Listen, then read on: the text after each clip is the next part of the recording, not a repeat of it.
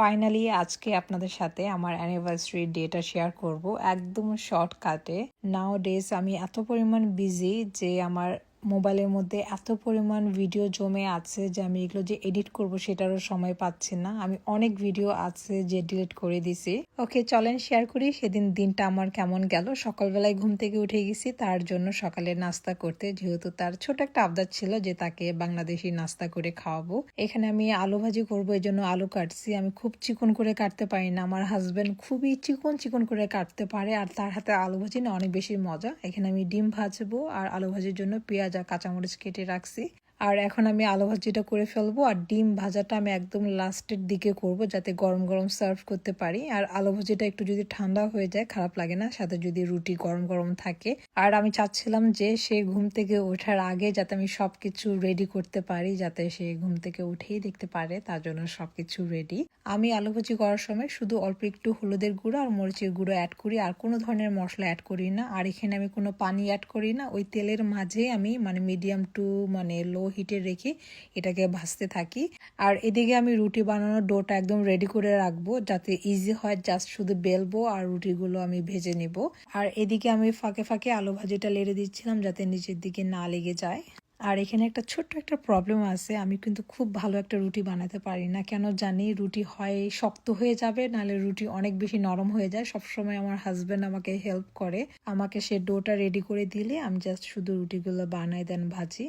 তারপরে তো এদিকে নরও আমার সাথে এসে গেছে, সে রুটি বানানো দেখে বলতেছে যে আমার সাথে সেও নাকি বানাবে। আমি বলছি ওকে, আচ্ছা ঠিক আছে, তুমিও বানাও এদিক দিয়ে। আর এদিক দিয়ে আমি টেবিলটা এখন সেট করে ফেলবো একদম সিম্পল ভাবে। আর তখনই মাথায় আসলো যে আমি মাটির প্লেটে বাটিতে আজকে সার্ভ করি, পুরো একদম বাংলাদেশি ভাইব মনে হবে। কিছু মাটির জিনিস আমার আগের ছিল আর কিছু আমি এবার যখন বাংলাদেশে গেছিলাম তখন নিয়ে আসছিলাম। এখন আমি রুটিগুলো ভেজে নিব। যে জিনিসটার ভয় পাচ্ছিলাম একদম সেটাই হয়েছে, এই যে রুটিগুলো শক্ত হয়ে গেছে। আমি জানি না কি করব, এতটা রাগ হচ্ছিল নিজের উপরে যে একটা রুটি বানাতে পারি না আমি, কি একটা অবস্থা।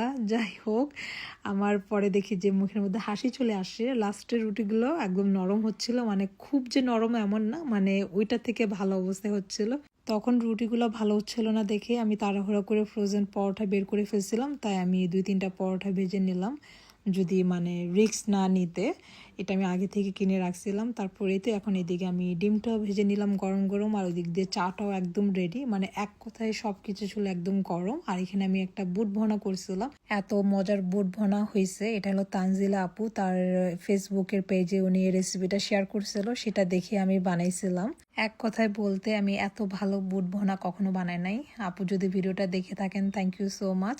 আর এই তো আমাদের খাবার একদমই রেডি। কুইকলি করে একটা ছোট্টখাটো ভিডিও নিয়ে নিচ্ছিলাম যাতে খাবার ঠান্ডা না হয়ে যায়। আর আপনারা এই টেবিল সেট আপের পিকচার আমি শেয়ার করেছিলাম, আপনারা এত বেশি পছন্দ করছেন, থ্যাংক ইউ সো মাচ। সেদিন সকালে নাস্তা খেতে খেতে আমাদের 12টা বেজে যায়, তাই আমরা আর দুপুরে আর কোনো কিছুই করিনি, যেহেতু এত হেভি একটা ব্রেকফাস্ট করেছি।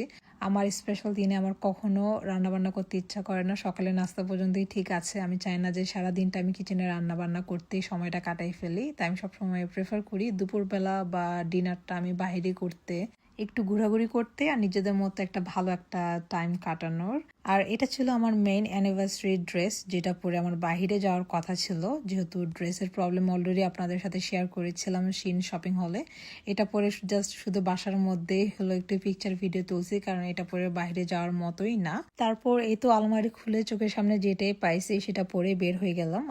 আর আজকে আমরা যাচ্ছি ক্যানারি ওয়ার্ফ। এখানে আমি অনেকগুলো রেস্টুরেন্ট দেখে রাখছি আশেপাশে। আগে আমরা ফার্স্টে ওখানে যেয়ে ওই জায়গাটা একটু ঘুরবো, দেন পরে আমরা সন্ধ্যার দিকে রেস্টুরেন্টে যাব।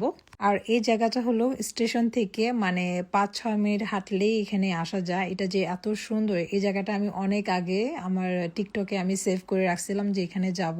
এই জায়গাটা দিনের বেলা দেখতে যত সুন্দর, রাতের বেলাও দেখতে অন্যরকম একটা সুন্দর লাগে।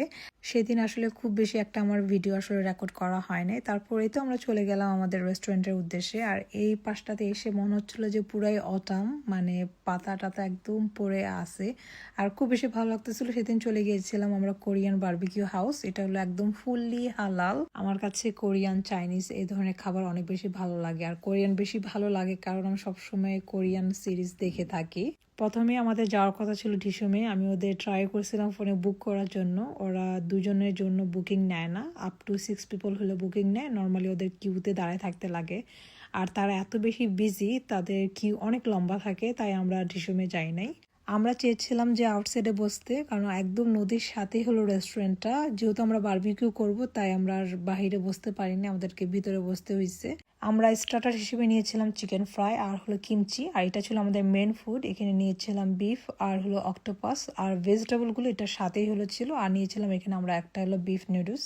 তারপরেই তো খাওয়া দাওয়া শেষ। এখানে একদম লাস্টে হলো আমরা একটা ডেজার্ট নিয়েছিলাম। এটা হলো আমার হাজব্যান্ডের জন্য, কারণ সে বাইরের রেস্টুরেন্টে গেলে তার একটু হলো সুইট খেতে হবে। তারপরেই তো আমরা নদীর পাড়ে হাঁটাহাঁটি করলাম অনেকক্ষণ, একটু ঘোরাফেরা করে দেন আমরা রাত 10টা বাজে বাসায় যাই। তারপরেই তো আমরা একটু কেক কাটলাম। এই ভিডিওটা আমি লাস্ট ইয়ার সেভ করে রাখছিলাম, যে আমার খুব ইচ্ছে ছিল যে আমার অ্যানিভার্সারিতে আমি এরকম করবো, অ্যান্ড ফাইনালি আমি করতে পারছি। আর এই ছিল আপনাদের সাথে আজকের মতো একটি ভিডিও। ভালো থাকবেন সবাই।